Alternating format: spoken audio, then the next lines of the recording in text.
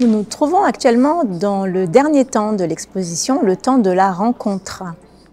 Dans ce temps-là, nous proposons à nos visiteurs de tourner littéralement le dos au temps de la crise, de le faire physiquement.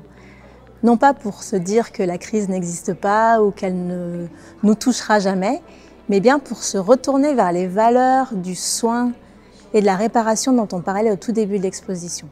Si on se rappuie de nouveau sur ces notions de valeurs de soin et de réparation, on peut être mieux à même d'entendre la voix des peuples autochtones et de nous allier, comme eux ont su le faire, pour défendre leurs droits et pour défendre l'environnement de notre planète. Et c'est ce que nous proposons de faire dans cette partie de l'exposition. Nous avons 3 œuvres artistiques qui emmènent les visiteurs à parler de cette notion d'alliance, de lien, de se mettre ensemble pour défendre, si l'on le souhaite, parce que c'est un choix que chacun d'entre nous doit faire, de défendre les droits des peuples autochtones pour protéger notre environnement commun à tous. L'œuvre qui se trouve derrière moi s'appelle Gakté Kipu. Elle a été conçue en collaboration entre 2 artistes. Une artiste qui s'appelle Maaret Anasara, qui est Sami, du nord de la Norvège, et une artiste mapuche du Chili, qui s'appelle Cecilia Vicuña. Elle est composée de vestes traditionnelles Sami, qu'on appelle des Gakti, qui ont été envoyées depuis les 4 régions de Sápmi, la région traditionnelle des peuples autochtones de Norvège, Suède, Finlande et la péninsule de Kola en Russie, en témoignage d'un soutien pour le frère de Maaret Anasara lors de son procès contre l'État norvégien.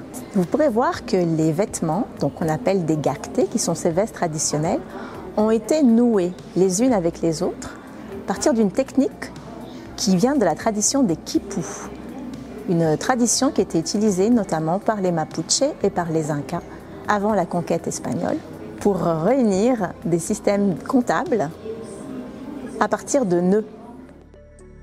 À travers cette œuvre, Maaret Anasara et Cecilia Vicuña montrent que les peuples autochtones du Nord et du Sud s'allient, se nouent les uns avec les autres et nouent également leur histoire et leur lutte.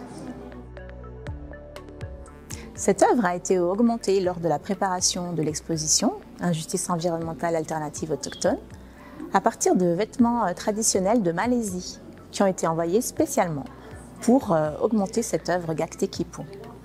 L'artiste Candy McGilton du peuple de Tsimshian en Alaska a également tenu à ajouter un des premiers sacs poulpes qu'elle a fabriqué elle-même et qu'elle a brodé avec des perles. À partir du moment où on considère que les humains ne sont pas séparables, ne sont pas complètement indépendants du reste de l'environnement, mais qu'au contraire, nous sommes tous en interdépendance, nous repensons totalement notre manière d'être. Nous repensons aux conséquences de nos actes. Un poème qu'on présente dans cette dernière partie de l'exposition nous le dit bien. Nous faisons tous partie de la même grande tapisserie du cèdre. Si nous tirons sur un fil de cette tapisserie, tout le reste va s'écrouler.